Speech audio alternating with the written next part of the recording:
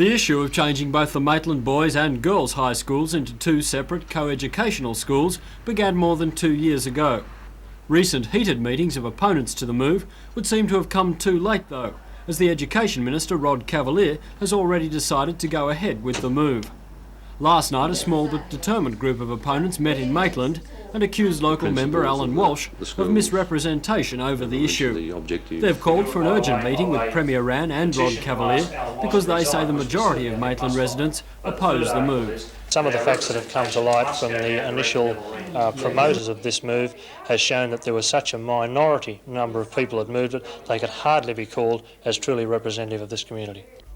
Local member Alan Walsh says that several comprehensive surveys have shown that residents are in favour and says the move is part of a statewide plan which has seen more than 30 schools converted to co-education in the last 10 years. He says the conversion will start next year and should be complete in 3 years. Mr Walsh accused the opponents of one-eyedness and says he doesn't take their calls for his resignation seriously. The Minister's made a decision based on a recommendation from the Director-General of Education, and a decision made after consultation with the community at large via a committee established to look at the issue of co-education, after submissions received by the interested parties, and all those submissions clearly indicated that not only the school students, not only the teachers, but the community at large favour co-education. The debate over the conversion to co-education of the Maitland boys and girls high schools has been on in earnest for the past 2 years. According to Alan Walsh, now that the Minister for Education, Rod Cavalier, has made his decision to move to co-education, there'll be no backing down on the government's part.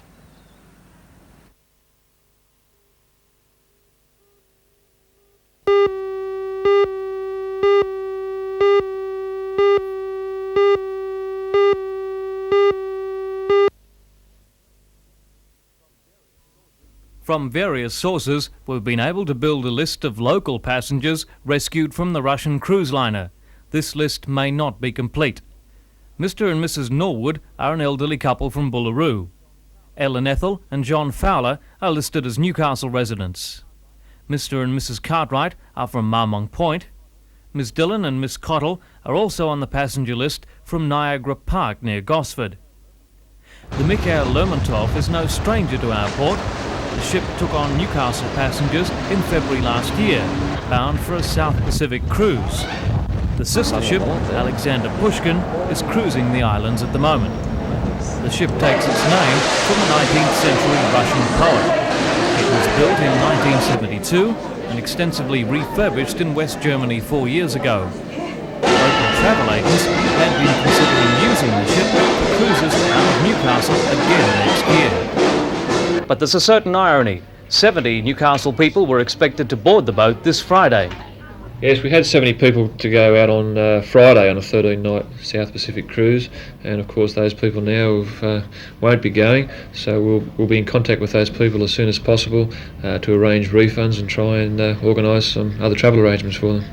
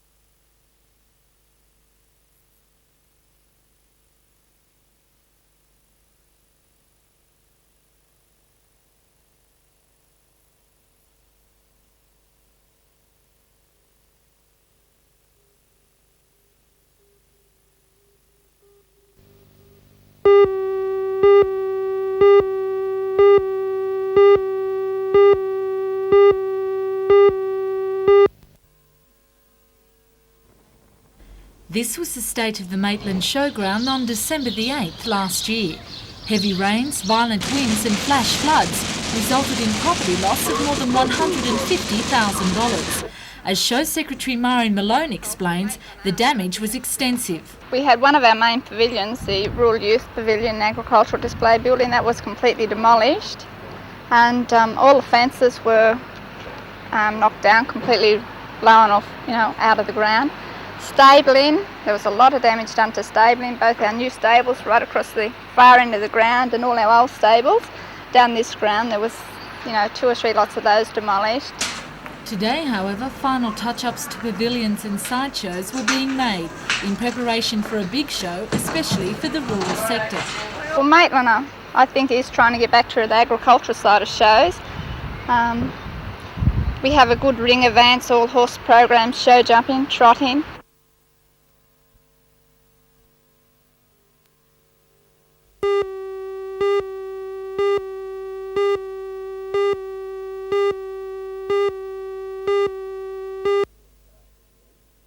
Start from the end. Safety training has become an integral part of industry, but this is the first time in Newcastle that training's been extended to the road. The Adamstown Driver Training Range, some 60 Newgas employees who drive anything from vans to four-wheel drives or small sedans in the work, are taking part in an intensive driving course organised by the National Safety Council. The aim of the program, devised by instructor Bill Hartnett, is to improve a driver's ability to take evasive action by braking effectively or steering around a crash. The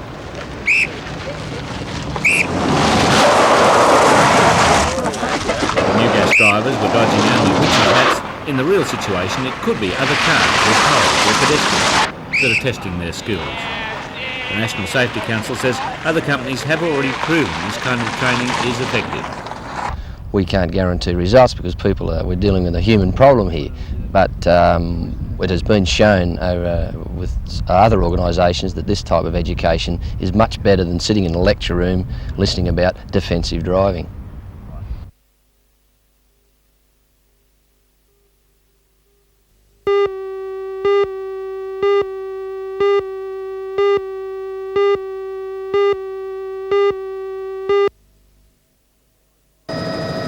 The men are striking over Electricity Commission plans to introduce shift work maintenance. The Commission says it would save money in overtime payments and employ more workers. The strike goes against New South Wales Labor Council policy, which supports shift work. But the striking Electricity Commission workers fear they will lose money from their pay packets. The workers are expected to meet in the next few days to consider the return to work recommendation. Meanwhile, coal trains rolled into Newcastle again this morning, following an end to the week-long miners' strike. The miners took the action over a series of productivity claims, which mine owners have flatly rejected. The dispute will be discussed further at a special meeting in Brisbane tomorrow, although at this stage no further industrial action is planned. Coal loading in Newcastle resumed this afternoon at the Basin Loader. Loading at Port Waratah and Kooragang Island will recommence tomorrow when stockpiles are replenished.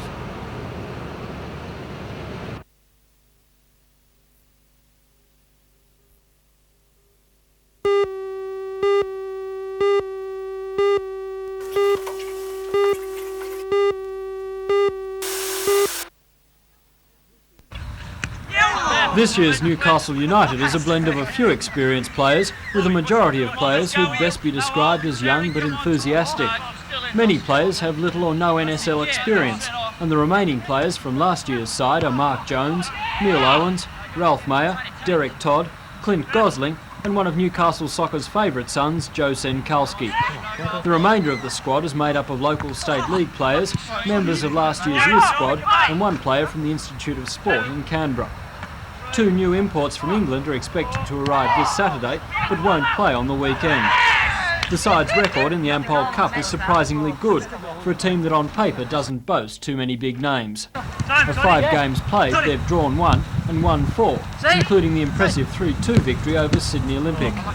For new coach Peter Irving, it's been an encouraging start. It's very encouraging. I mean, to win 4 and draw 1 and finish on top of the group, it's very encouraging, especially at the start of the season when I think the first game we were lucky if we were going to have a squad on the park, you know. So it's been a great start, yeah. So how important is it in the Ampol Cup for you? It's very important. I mean, as I say, a lot of people, some people don't put a lot of importance on it, but I do, because there's nothing better than winning, and if you get off to a good start it builds confidence. And obviously, hopefully we can kick on from here, you know. This Sunday they play into Monaro at the St George Stadium.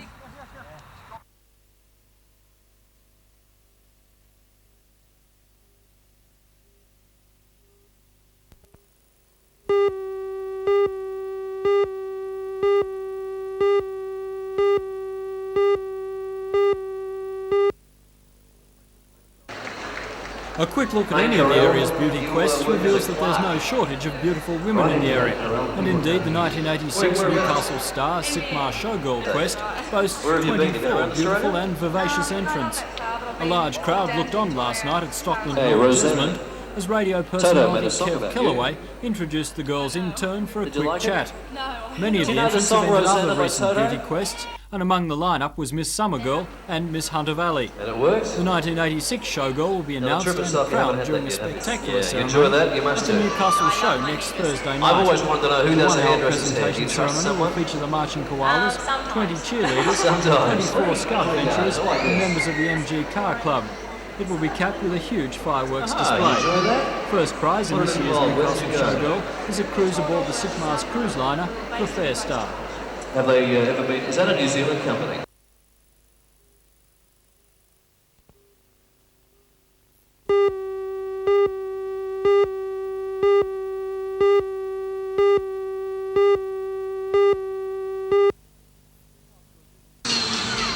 After a busy first day at the Maitland show, it was just as busy for the first night. Many people had stayed right through, others who perhaps couldn't make it during the day turned up later in the evening. As was the case during the day, the sideshows did a roaring trade, especially with the youngsters, but also with some of the older members of the family. All the rides were in full swing, changing the Maitland Showground into a sea of swirling lights as the rides whirred round, up and down, and in just about any direction. In the ring itself, a large crowd filled the seats, on hand for the official opening, the crowning of the Maitland Showgirl, and the fireworks spectacular that capped it all.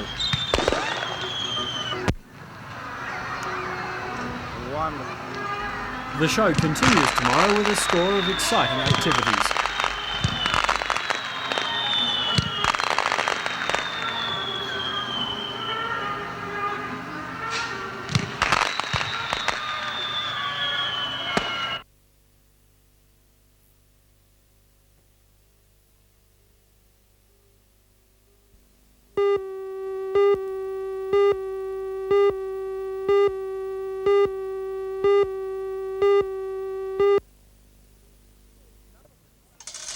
This number machine, or whatever it's called, had been in operation for as long as anyone that's about these days can remember. But time waits for no man or machine, and it's gone into history. And you were one of the first clubs to get involved with the computer barrier draw system. Yes, we were one of the first clubs linked to Melbourne as such, and of course the program was available to us for this selection of the barriers, and we've taken up the option and are now using it. This is the first big race that you've used the machine for? The Penfolds Classic is, yes. Good field? Excellent field. A very even field.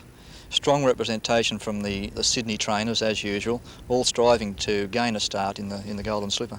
And $34,000 worth of prize money will guarantee them a start at Rosehill on the big day, I guess. Yes, it will, and it also provides them with a second chance. For example, as I said, the field is very even, and it provides trainers with a second chance after next Tuesday to contest a further qualifying race before the actual Golden Slipper. Newcastle horses, I know we'd like to see the money stay here, and it's been a while. I think Max Lees was the trainer of the last one to win the local horse. Yes, Joy Love was the last local horse to win the Penfolds Classic, but this year there's an outstanding chance in Hit It Star, trained by Cliff Bashford. We'll start close to favourite in the race, I would think. And the early tip from the secretary of the Jockey Club is back Hit It Star. No, I'm not tipping, Lee. I'd just like to see fine weather and a big crowd.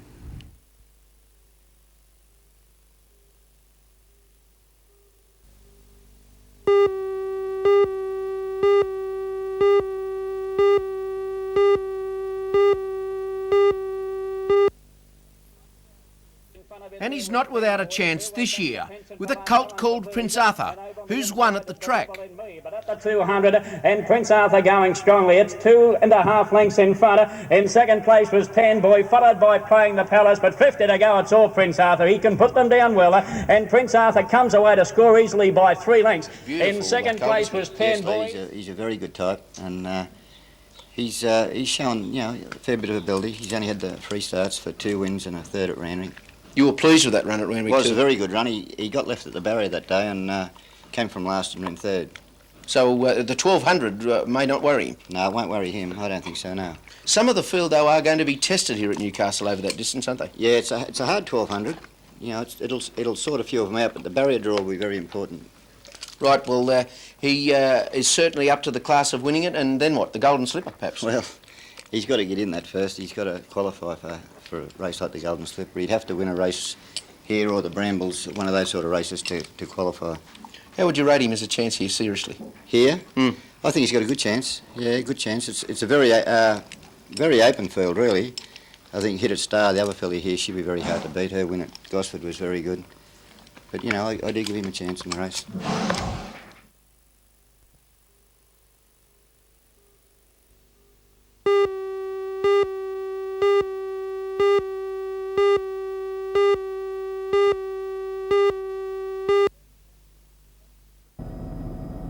The first round of the men's jumps was completed with champion Bruce Neville leading with a superb leap of 53.2 metres. Close behind Brett Wing with 47.9. Wing is the former world barefoot champion, so he's a versatile skier. In the men's one division, Murray Pigden of Lockhart in the Riverina is on top with a jump of 45.7 metres. Andrew Beasley leads the boys from Scott Cromarty of Maitland with a leap of 32.6. while Cassie Johnston leads the junior girls and Clint Hibbard the junior boys. The titles continue tomorrow with the ladies and gents slalom events and the tricks and jumps to be finalised.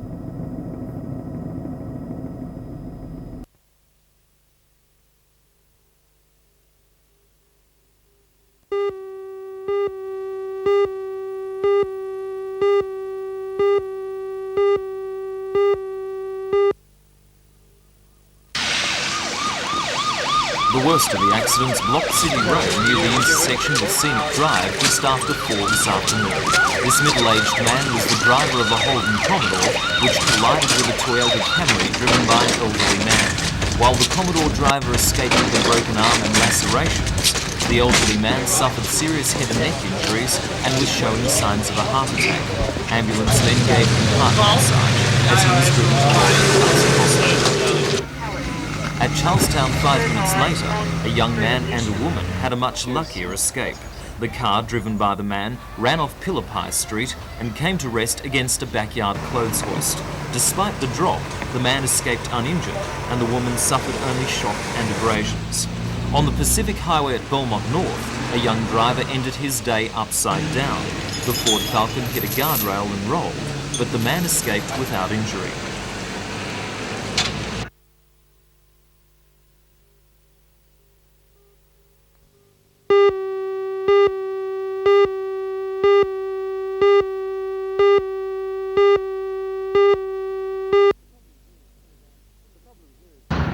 The problem here is not about equipment or facilities, it's purely a shortage of manpower. Throughout the state of New South Wales, there is one police officer for every 477 people.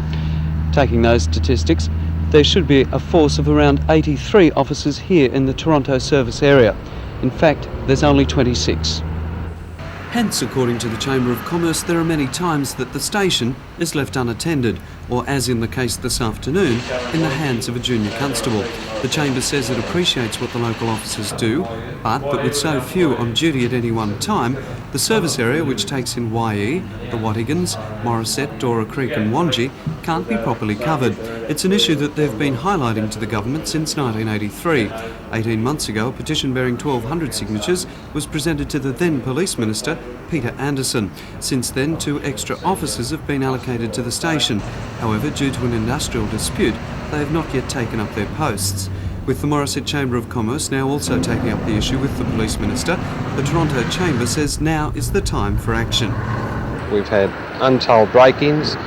We can't get enough police when we want the police. Most of the time, after hours, the police station's unmanned. You can't blame the police. They've got to come from Wall's End, but it can take them up to half an hour to answer a call, and people don't want to be waiting half an hour for an emergency call.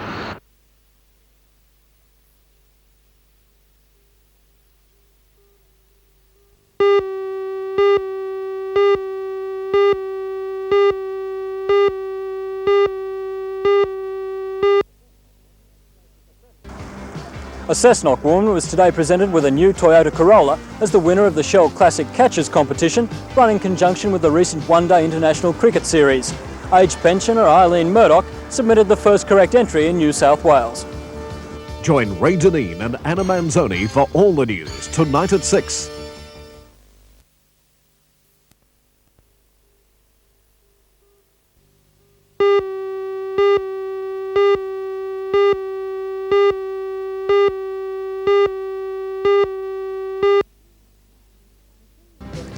In 2 years' time, the Newcastle Conservatorium's $4 million performance hall and complex will be completed behind this building.